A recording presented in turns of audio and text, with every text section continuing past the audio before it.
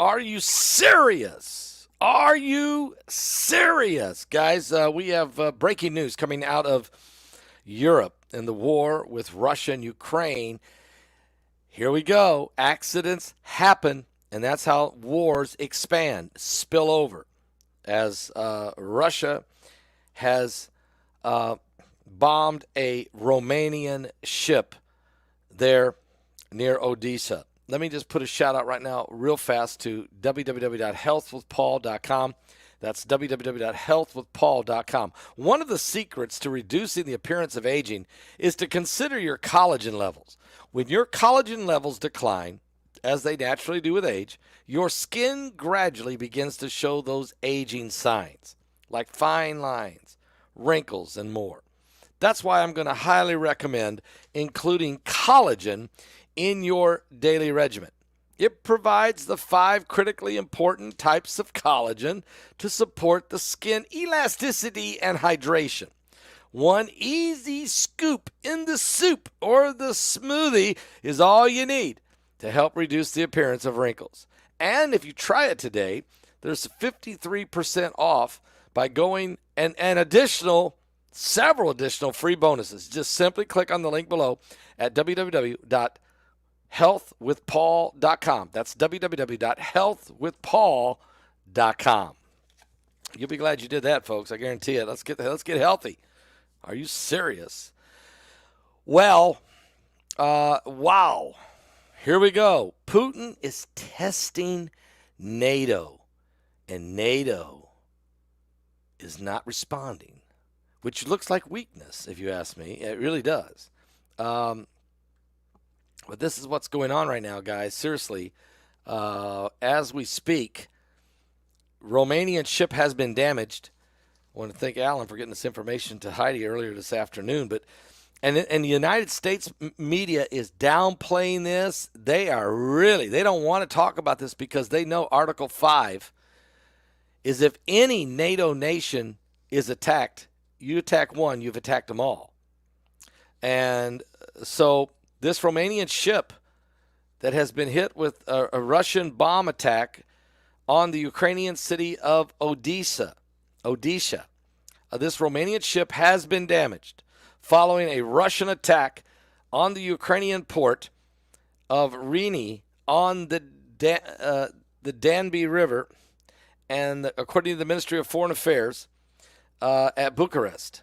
According to the preliminary data obtained by representatives of the Romanian Consulate Office of Odessa from the Ukrainian authorities, the Romanian ship was damaged by a direct hit to the port there in Odessa in Ukraine.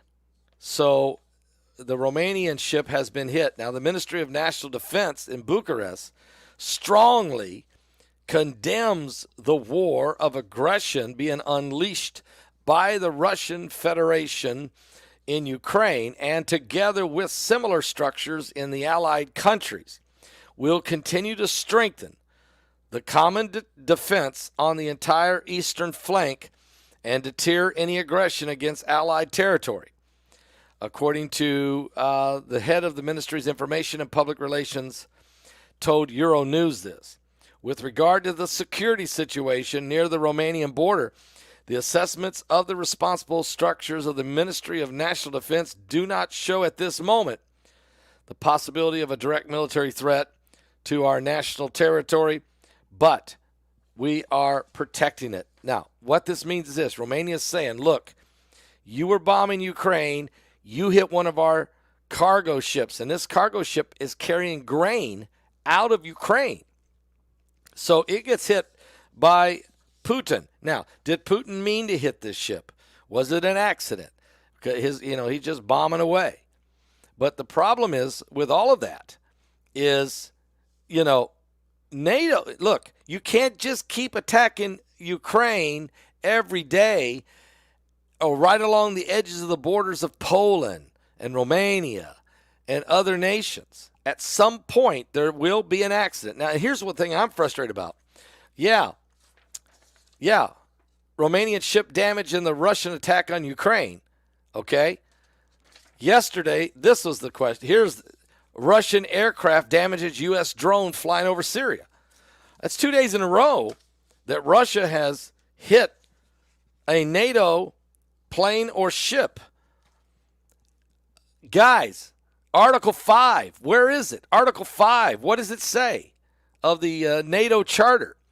An attack on one is an attack on all. But I noticed something. The media is playing this way down. NATO is scared to speak. We don't even know where President Joe Biden is on this. Nowhere to be found. And where's Jens Stoltenberg? Where's everybody at? I'm telling you, Putin is testing the waters. He's trying to figure out just how far can he go. Just how far can he go? I don't want to see NATO to jump in there. But if you don't stand for something, you'll fall for anything. And if Putin believes that NATO would never act Article 5 and at least respond with some kind of retaliation back and say, look, we're going to hit you with the same that you hit us, and we'd recommend you not do that again. I mean, you've got to do something. But I guess, here's what I'm thinking. I'm thinking NATO's afraid they can't win. I'm really being honest about this. I don't think NATO can win. I really don't. They have for so many years. This is why Donald Trump, when he was elected president, the first thing he did was went straight at NATO and said, you guys are worthless. You're not paying your fair share. You're not building up the defense mechanisms. We're vulnerable. Everybody better pitch in. Everybody better pay up. We better step up. Of course, Trump was only in there 4 years. He didn't have enough time to get NATO where it needed to be. I think right now, and the United States has been sending tons of our ammunition and our tanks and our planes and everything else and our missiles and so is Britain doing it, Germany's doing it, France is doing it. Everybody's throwing it in just enough to barely keep the war going. It's like they want to keep the war going in Ukraine, which is, when I see that, I start thinking immediately of President Dwight D. Eisenhower when he warned us about the industrial complex. Yeah, is tomorrow the 9th of Av? I thought it was Thursday. Okay, it could be tomorrow. And I'm just thinking NATO is either afraid or NATO knows it can't win, or NATO just hopes Putin will just go away. But Putin is trying to look. Putin is he's not playing checkers, guys. This guy is a KGB agent. This guy is a master of war. He is an absolute playing a whole lot higher level game, and he's good at it. And so he shoot down an American drone yesterday, no response. Matter of fact, not even a comment from the White House. You damage a Romanian ship today, no response from NATO. Putin is testing the waters to see if there's really any teeth behind the roar of NATO. And if there isn't any, if he sees there isn't any, he'll take his game, he'll take his war with Ukraine to another whole level. Believe me, he can. He's been holding back, guys. He has not been using the best he's not been using the best soldiers he's got. He hasn't been using the best equipment he's got. You've heard Mike from around the world talk about this. He has been holding back. He's a whole lot more lethal, even in a conventional war, than what people realize.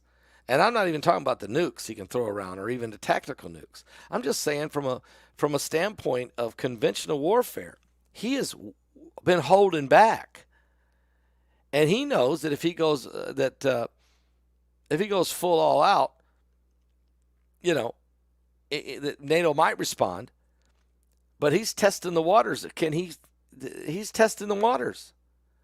He's finding out just where NATO really stands.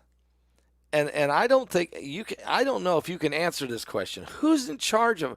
I mean, America has always been in charge of NATO, but really, do you really think we're running the ship here? So this is a very interesting thing. I don't want to see war, But I'm just saying, in the big picture, I don't want to see war. Absolutely the last guy I want to see war. My son went to war for a year. I don't ever want anybody else to go. I don't want another parent to send a child to the war. Never.